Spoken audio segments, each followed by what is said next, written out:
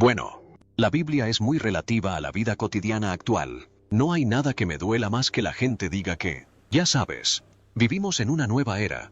Y por eso la Biblia no es relativa hoy en día. La Biblia dice claramente que Dios no cambia.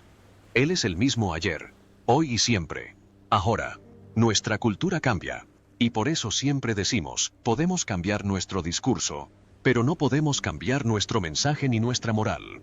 Su padre abusó de ella 200 veces.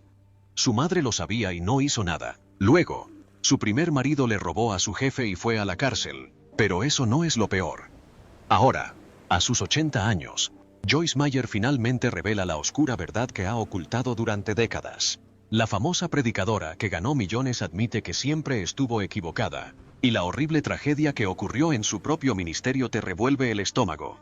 Esta es la historia que nunca quisieron que supieras.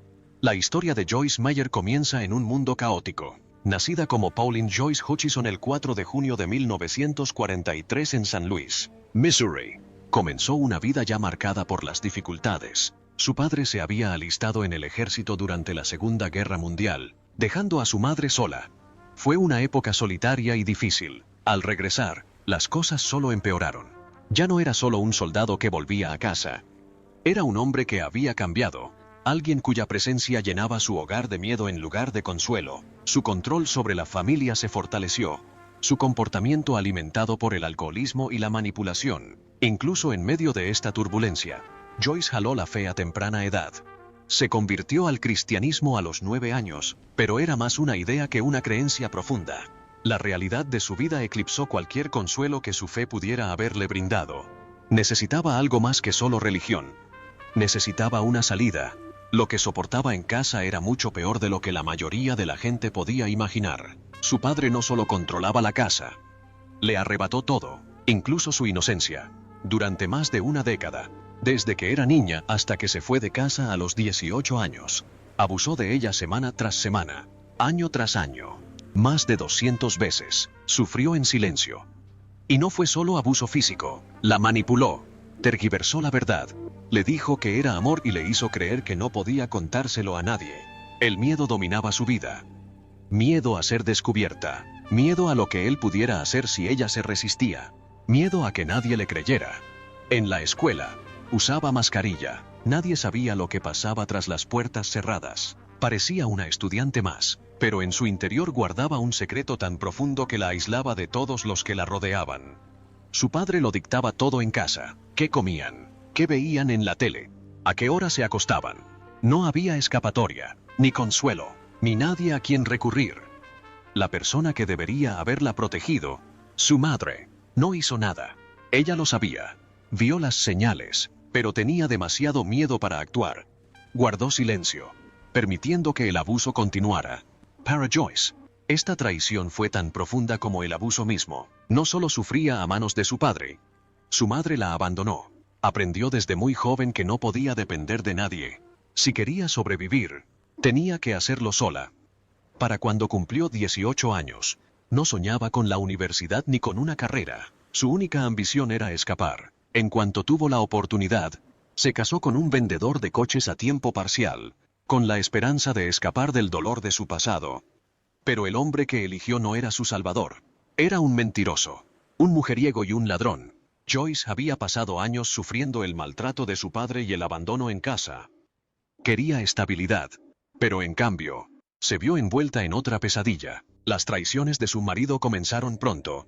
Era poco fiable y manipulador, y desaparecía durante días. No le importaba su bienestar, y a menudo la dejaba abandonada, sin dinero ni forma de volver a casa. Durante un viaje a Albuquerque, la abandonó sin transporte ni recursos. Tuvo que depender de conocidos lejanos para poder regresar. Su crueldad no tenía límites. Cuando quedó embarazada de su hijo David, él se mudó con otra mujer. Joyce pasó 5 años atrapada en este matrimonio tóxico antes de finalmente encontrar la fuerza para irse. Más tarde lo describió como una pesadilla de 5 años, un período de angustia y decepción sin fin. Este doloroso capítulo de su vida fue consecuencia directa del trauma que había sufrido. Anhelaba amor y seguridad, pero solo encontró más sufrimiento. Sin embargo, Este no fue el final de su historia. Las luchas que casi la quebraron algún día moldearían el mensaje que inspiró a millones. Uno de los aspectos más impactantes de su matrimonio fue el crimen en el que se vio involucrada. Bajo la influencia de su esposo, Joyce hizo cosas que jamás imaginó. Él la convenció de robarle los cheques de nómina a su empleador. Luego los cobró y usó el dinero para pagar vacaciones y otros gastos. Joyce era joven y emocionalmente vulnerable. Sabía que estaba mal, pero el miedo y una lealtad injustificada la mantuvieron en silencio. Años después, devolvió cada dólar que había robado. Era su manera de arreglar las cosas, pero su esposo siguió por un camino más oscuro. Finalmente, lo atraparon emitiendo cheques falsos y lo enviaron a prisión. Su arresto obligó a Joyce a ver la verdad. El hombre con el que se había casado era insalvable, y su matrimonio solo le había causado dolor. Se divorció de él e intentó seguir adelante. Pero el daño ya estaba hecho. El divorcio puso fin a la relación, pero no al dolor. Liberada de su marido, Joyce se vio sumida en una espiral descendente. Se convirtió en fumadora empedernida. Pasaba las noches en bares y buscaba consuelo en relaciones efímeras. No era rebelión. Fue un intento de calmar el vacío que sentía en su interior. Años de abuso y traición la habían destrozado, y no sabía cómo sanar. En 1967, Joyce Meyer se casó con Dave Meyer, dibujante de ingeniería y veterano del ejército. Este no fue un capítulo más en su vida, fue un punto de inflexión. Joyce ya había sufrido una infancia dolorosa, años de maltrato paterno y un primer matrimonio fallido que terminó cuando su esposo la abandonó. Estaba emocionalmente destrozada, con profundas cicatrices que le impedían confiar o sentirse segura. Entonces llegó Dave. Se conocieron en 1966, y desde el principio, Dave fue diferente. Él era firme, paciente e inquebrantable en su compromiso, un marcado contraste con la turbulencia que Joyce había conocido. Su relación no solo le brindó amor y seguridad, sino que también le dio las bases para sanar, crecer y, en última instancia, construir un ministerio que impactaría a millones. Juntos criaron a 4 hijos: Laura Marie Holtzman, Daniel B. Meyer, Sandra Ellen McCollum y David Meyer. Pero su camino no estuvo exento de dificultades. Joyce llegó al matrimonio con una inmensa carga emocional. Estaba furiosa, profundamente herida, y a menudo se desquitaba con Dave. Era controladora, verbalmente agresiva, y admitió que estaba preparada para la guerra cuando se casaron. Dave, sin embargo, se negó a dejarse arrastrar por su tormenta. Se mantuvo paciente y firme, incluso cuando Joyce le impuso la ley del hielo durante semanas. Simplemente no permitió que su infelicidad dictara la suya. Un día, le dijo: «Lo he intentado todo para que seas feliz, pero es obvio que estás decidida a ser infeliz, así que voy a disfrutar de mi vida de todos modos». Esa declaración enfureció a Joyce, pero en el fondo, tocó una fibra sensible. La capacidad de Dave para mantenerse alegre a pesar de su ira la obligó a reflexionar. Empezó a darse cuenta de que su dolor la controlaba y que, a menos que cambiara, podría perder al hombre que la había apoyado en todo momento.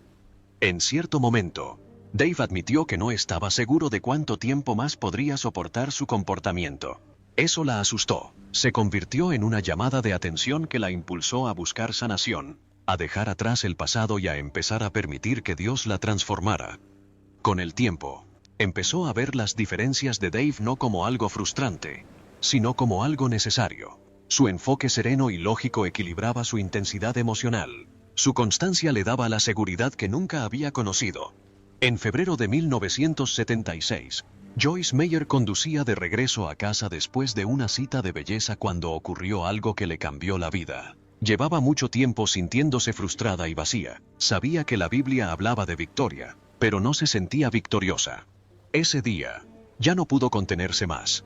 Clamó a Dios, preguntándole por qué no estaba experimentando la vida que su palabra prometía. Entonces, en ese momento de desesperación, sintió que Dios le hablaba al corazón. «Joyce, te he estado enseñando paciencia». Una oleada de algo poderoso la invadió. Más tarde lo describió como si le hubieran derramado amor líquido. Fue abrumador y diferente a todo lo que había sentido antes. Sabía que era la presencia de Dios. Más aún, sabía que Él la estaba llamando a algo más grande. Su pasado había sido doloroso. Años de abuso sexual por parte de su padre. Un primer matrimonio fallido. pero ahora estaba segura de que Dios usaría su historia para ayudar a otros.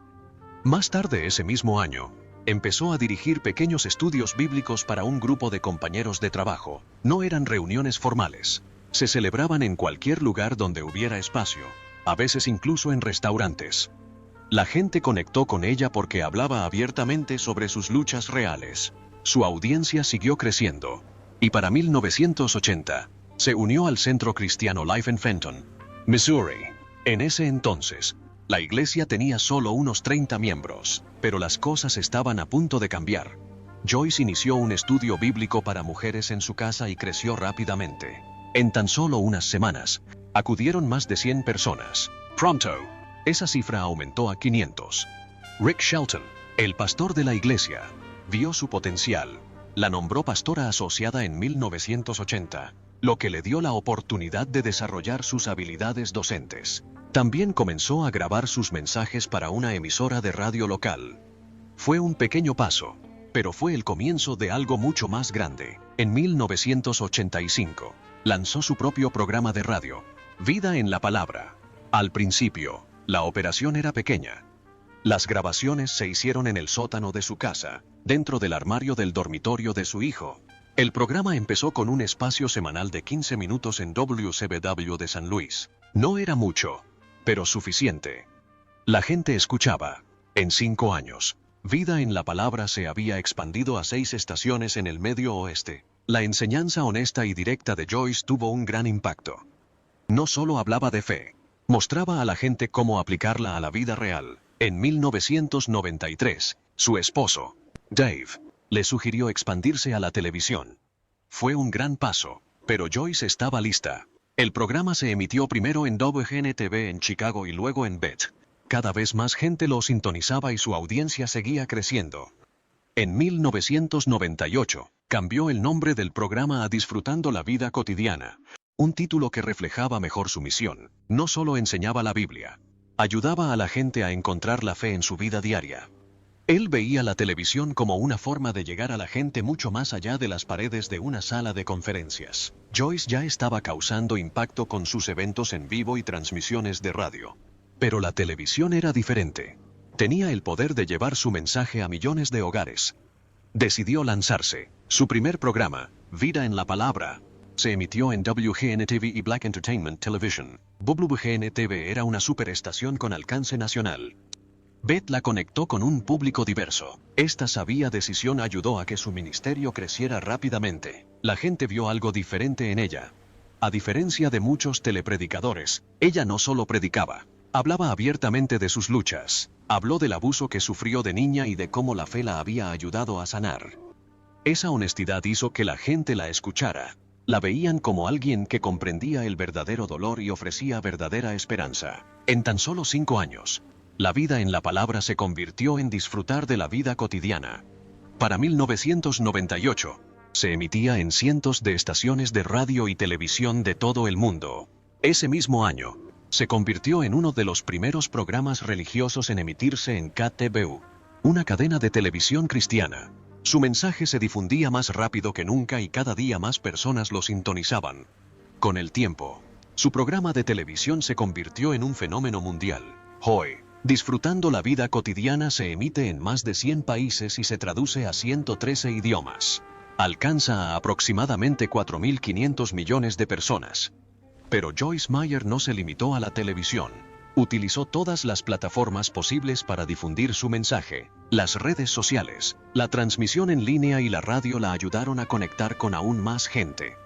Una de las razones de su éxito es su forma de hablar sobre las dificultades cotidianas. Enseña a las personas a lidiar con el dolor emocional, los problemas financieros y los reveses personales. Sus lecciones son prácticas, no solo teóricas. La gente se identifica con eso. No solo la observan, aplican lo que dice a sus vidas. Además de sus transmisiones, ha tenido un gran impacto a través de su labor humanitaria. Sus iniciativas, como Mano de Esperanza y Proyecto GRL, han ayudado a personas de todo el mundo. Estos programas proporcionan alimentos, atención médica y ayuda en caso de desastre a comunidades necesitadas. Su trabajo va más allá de las palabras, cambia vidas. Su influencia no se limita a la televisión ni a la caridad. Joyce Meyer ha escrito más de 130 libros, lo que la convierte en una de las autoras cristianas más prolíficas de la época moderna. Su trayectoria como escritora comenzó en 1988 con la publicación de Dile que los amo. A lo largo de los años, sus libros han llegado a millones de lectores, abarcando temas como la fe, la sanación emocional y el crecimiento personal. Algunas de sus obras se han convertido en referentes de la literatura cristiana de autoayuda. En 1995, publicó Campo de Batalla de la Mente, un libro que cambió la perspectiva de muchos cristianos sobre el pensamiento negativo. Explicó cómo las luchas mentales podían convertirse en batallas espirituales y mostró a los lectores cómo superar la duda y el miedo mediante principios bíblicos. Este libro se convirtió en su obra más leída y sigue siendo uno de sus bestsellers. Continuó escribiendo libros que abordaban diversos aspectos de la fe y el desarrollo personal. La mujer segura, publicado en 2006, animó a las mujeres a reconocer su autoestima.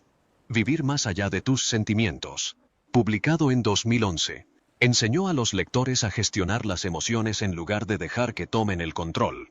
También escribió devocionales como Confiando en Dios día a día en 2012 y Escuchando a Dios cada mañana en 2004, ofreciendo a los lectores guía espiritual diaria. Su capacidad para escribir en diferentes géneros se hizo evidente cuando publicó El Penique, su primera novela de ficción. Narró una poderosa historia de redención y perdón, demostrando que su mensaje podía llegar a las personas de maneras nuevas y creativas. Sus libros no solo han inspirado a los lectores, sino que también han tenido un éxito rotundo. Como autora número 1 en la lista de los más vendidos del New York Times, ha vendido más de 20 millones de ejemplares en todo el mundo. Su escritura se caracteriza por ser sencilla y cercana, ayudando a las personas a comprender ideas espirituales complejas sin sentirse abrumadas. Publica varios libros cada año, a menudo adaptando sus enseñanzas a nuevos formatos para llegar a un público más amplio. Su compromiso con la difusión de la sabiduría bíblica a través de la escritura nunca ha disminuido. Pero el éxito no ha estado exento de controversia. En 2002, firmó un contrato editorial de $10 millones con Hachette Book Group. Este acuerdo permitió a la división Faith Words de Hachette adquirir su catálogo de obras anteriores, mientras continuaba publicando nuevos libros bajo su sello. El acuerdo amplió aún más el alcance de su obra y generó ventas por más de $30 millones. Sin embargo, algunos críticos cuestionaron si se estaba lucrando demasiado con los recursos de su ministerio. La preocupación por sus finanzas aumentó cuando surgieron informes sobre su estilo de vida.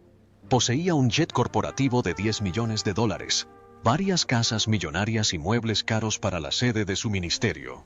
Algunas organizaciones de vigilancia, como Wall Watchers, comenzaron a solicitar una investigación del IRS sobre sus finanzas. El escrutinio impulsó a Meyer a implementar cambios.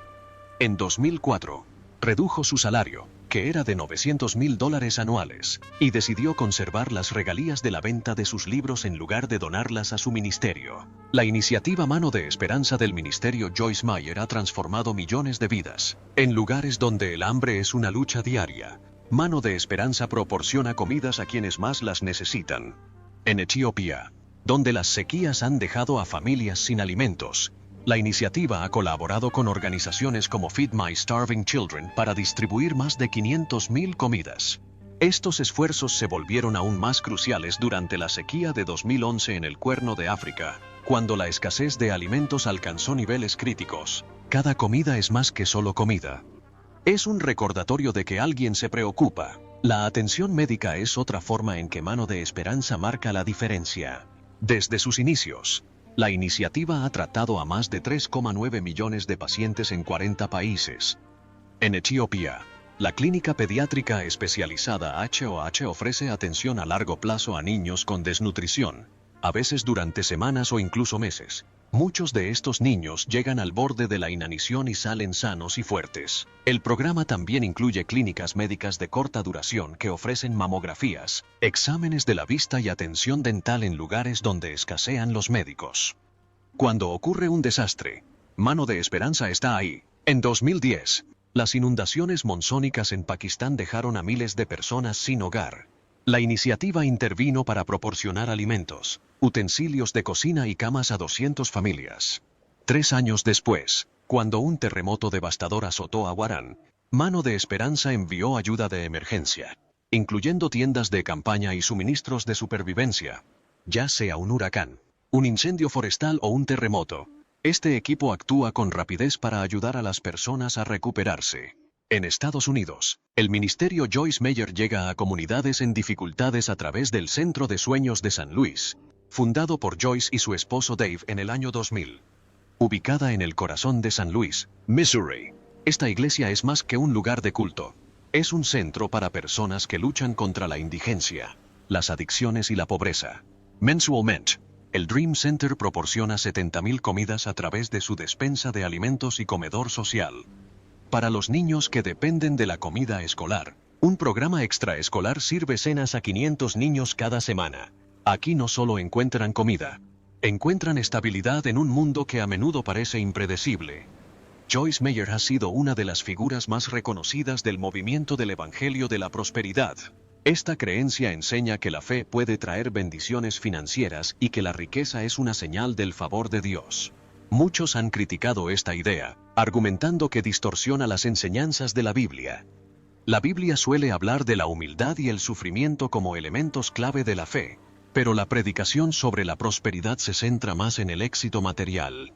Una de las enseñanzas más controvertidas de Meyer fue que las dificultades personales se deben a la falta de fe. En una ocasión sugirió que la enfermedad o incluso la muerte de un hijo podrían ser resultado de no creer lo suficiente.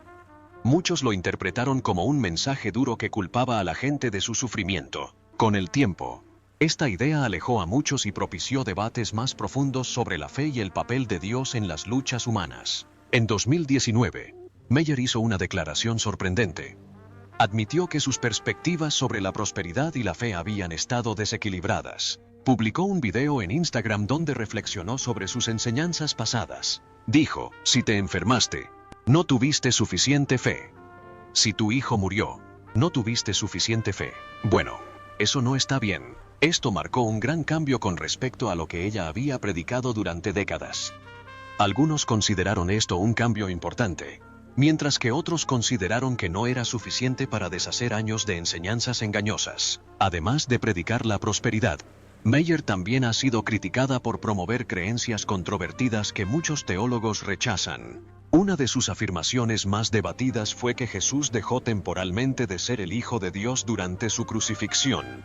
También sugirió que Jesús asumió la naturaleza de Satanás al pagar por los pecados de la humanidad en el infierno. Esto contradice la enseñanza cristiana tradicional, que afirma que Jesús permaneció plenamente divino incluso en su muerte. Su creencia de que Jesús necesitaba nacer de nuevo en el infierno se conecta con el movimiento de la palabra de fe, un grupo a menudo acusado de tergiversar las verdades bíblicas. Meyer también ha enseñado que los creyentes son pequeños dioses que comparten cualidades divinas. Esta idea es común en algunos círculos carismáticos, pero es rechazada por la mayoría de los líderes cristianos. También ha vinculado las desgracias cotidianas con fuerzas demoníacas, lo que ha llevado a algunos a creer que fomenta la superstición. Debido a estas enseñanzas, Meyer ha enfrentado fuertes críticas por parte de organizaciones cristianas. El Instituto de Investigación Cristiana ha calificado su mensaje de falso evangelio, argumentando que tergiversa las escrituras y lleva a la gente a la confusión espiritual. A pesar de todas estas críticas, Meyer no se ha desviado del todo de estas creencias. Además, se ha cuestionado su extravagante estilo de vida. Una de las mayores críticas son sus gastos. En 2003, una investigación del St. Hort Louis Post-Dispatch reveló que Meyer y su familia vivían en casas multimillonarias, supuestamente todas compradas por el ministerio.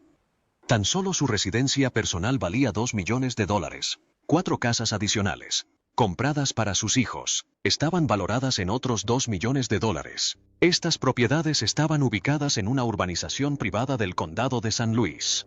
Y venía con un paisajismo costoso y mobiliario de alta gama.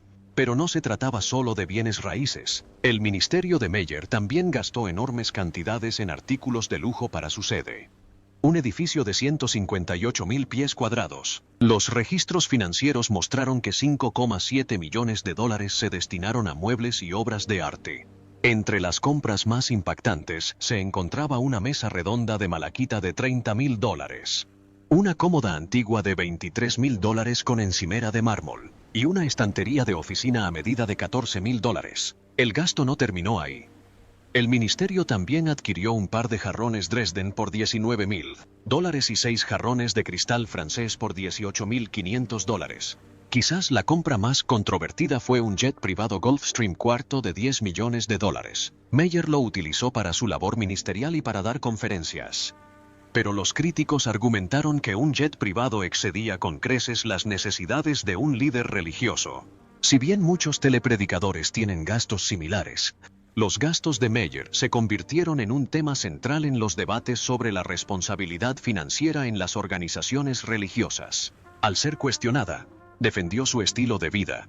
Afirmó que estaba bendecida y que no veía motivo para disculparse. Sin embargo, los grupos de vigilancia han seguido presionando por una mayor transparencia en sus prácticas financieras. Las preocupaciones sobre sus finanzas finalmente llevaron al escrutinio gubernamental. En 2007, el Comité de Finanzas del Senado de Estados Unidos inició una investigación sobre 6 importantes telepredicadores, entre ellos Meyer. La iniciativa, liderada por el senador Chuck Grassley, buscaba determinar si estos ministerios estaban abusando de su exención de impuestos. Una de las principales señales de alerta fue el salario de Meyer. En un momento dado, ganaba $900,000 al año, mientras que su marido, Dave Meyer, ganaba $450,000. Tras las críticas, anunció que reduciría su salario y, en su lugar, dependería de las regalías de sus libros. Sin embargo, los críticos argumentaron que este cambio no supuso una gran diferencia, ya que sus libros seguían generando enormes ganancias. La investigación también reveló gastos cuestionables, incluyendo informes de cirugía estética y cuentas bancarias en el extranjero. Uno de los detalles más comentados fue la cómoda antigua con cubierta de mármol de $23,000, que se convirtió en un símbolo de gasto excesivo. Grassley solicitó registros financieros para determinar si estos gastos infringían las normas del IRS. En respuesta, el ministerio Joyce Meyer tomó medidas para mejorar la transparencia. En 2009, se unió al Consejo Evangélico para la Responsabilidad Financiera e incorporó a miembros no familiares a la junta directiva. El IRS no revocó la exención de impuestos del ministerio, pero enfatizó que las organizaciones sin fines de lucro deben servir al interés público y no al patrimonio personal. Además de las preocupaciones financieras, el ministerio de Meyer también ha enfrentado acusaciones de nepotismo. Su familia ocupa puestos clave de liderazgo, lo que genera dudas sobre la imparcialidad y la rendición de cuentas. Dave Meyer ha sido vicepresidente del ministerio desde sus inicios. Su hijo, Daniel Meyer, ahora es el director ejecutivo de operaciones en EU. Otro hijo, David Meyer, dirige Mano de Esperanza, la rama de alcance comunitario del ministerio. Sus hijas, Laura Marie y Sandra Ellen, también desempeñan funciones importantes. Muchos creen que estos puestos se otorgaron con base en lazos familiares, más que en las cualificaciones. Los informes también sugieren que el ministerio de Meyer gastó millones en viviendas para sus hijos, además de cubrir los gastos de servicios públicos y mantenimiento. Los grupos de vigilancia argumentan que esta situación dificulta separar las finanzas del ministerio del patrimonio personal de la familia Meyer. Tras la renuncia de Joyce Meyer a algunas responsabilidades de liderazgo, su hijo Daniel ha asumido mayores responsabilidades. Sin embargo, este cambio ha suscitado inquietudes sobre si la organización se gestiona como un negocio familiar, en lugar de una organización religiosa sin fines de lucro. El caso de Christopher Coleman fue uno de los escándalos más impactantes relacionados con el ministerio Joyce Meyer. El 5 de mayo de 2009, Christopher Coleman asesinó a su esposa, Sherry, y a sus 2 hijos, Garrett y Gavin, dentro de su casa en Columbia, Illinois. Coleman era el jefe de seguridad de Joyce Meyer Ministries, pero entre bastidores, vivía una doble vida. Mantenía una aventura con Tara Lynch, una mujer que había sido amiga de Sherry en la secundaria. Los investigadores descubrieron más tarde que Coleman planeaba dejar a su familia para empezar una nueva vida con Lynch, pero en lugar de solicitar el divorcio, organizó un crimen brutal. Durante meses antes de los asesinatos, Coleman se había estado enviando amenazas de muerte anónimas. Les dijo a todos que su familia estaba siendo atacada por su trabajo con el ministerio Joyce Meyer. Todo era mentira. Las amenazas eran su forma de crear una coartada. Cuando la policía investigó más a fondo, encontraron correos electrónicos y registros telefónicos que exponían su infidelidad. La evidencia era abrumadora. En 2011, Coleman fue condenado a cadena perpetua sin libertad condicional. La familia de Sherry creía que la tragedia podría haberse evitado. Presentaron una demanda por homicidio culposo contra el ministerio Joyce Meyer, argumentando que la organización ignoró las señales de advertencia. Afirmaron que el ministerio conocía la aventura de Coleman y las supuestas amenazas de muerte, pero no tomó medidas. La demanda los acusó de no hacer lo suficiente para proteger a Sherry y a los niños. El ministerio Joyce Meyer negó cualquier responsabilidad. Afirmaron que ni siquiera las autoridades habían previsto el crimen. En febrero de 2013, un juez desestimó el caso, dictaminando que no existía base legal para exigir responsabilidades al ministerio. El caso dejó preguntas pendientes. ¿Cuánto sabía realmente el ministerio Joyce Meyer? ¿Podrían haber hecho algo para detenerlo? El escándalo generó inquietud sobre la rendición de cuentas dentro de las organizaciones religiosas. Mostró cómo la mala conducta personal podía derivar en una tragedia que trascendía con creces las acciones de una sola persona. Años después, otra controversia llevó a Joyce Meyer Ministries a los titulares. En enero de 2025, Meyer tomó la audaz decisión de pausar su programa y disfrutar de la vida cotidiana en Daystar Television Network. El programa se había emitido en Daystar durante casi 20 años, pero las acusaciones contra la directiva de la cadena obligaron a un cambio. Joni Lamb, presidenta y cofundadora de Daystar, fue acusada por su hijo Jonathan Lamb y su esposa Susie de encubrir denuncias de abuso sexual. Alegaron que, entre 2020 y 2021, un familiar había abusado de su hija de 5 años, y que Joni había intentado proteger al acusado en lugar de buscar justicia. Las acusaciones no terminaron ahí. También afirmaron que Joni estaba involucrada en mala conducta financiera y abuso espiritual. El ministerio Joyce Meyer adoptó una postura firme. Explicaron que, como organización comprometida con la integridad, no podían ignorar acusaciones tan graves. Maya, quien ha compartido abiertamente su propia experiencia como sobreviviente de abuso sexual infantil, sintió la responsabilidad personal de actuar. Su hijo, Dan Maya, envió un correo electrónico al personal, indicando que las acusaciones los preocupaban profundamente y que el ministerio defendía la verdad. Dejaron abierta la posibilidad de regresar a Daystar, pero solo si la situación se resolvía de una manera que se ajustara a sus valores. Daystar respondió negando las acusaciones e insistiendo en que las fuerzas del orden exonerarían a sus líderes. Aseguraron a los espectadores que su misión seguía firme, pero Joyce Meyer no fue la única que se marchó. Otras figuras cristianas reconocidas, como Jack Graham y Jesse Duplantis, también rompieron vínculos con la cadena. El escándalo expuso problemas más profundos en los medios religiosos. Demostró cómo las acusaciones de abuso y mala conducta financiera podían sacudir incluso a las organizaciones cristianas más consolidadas.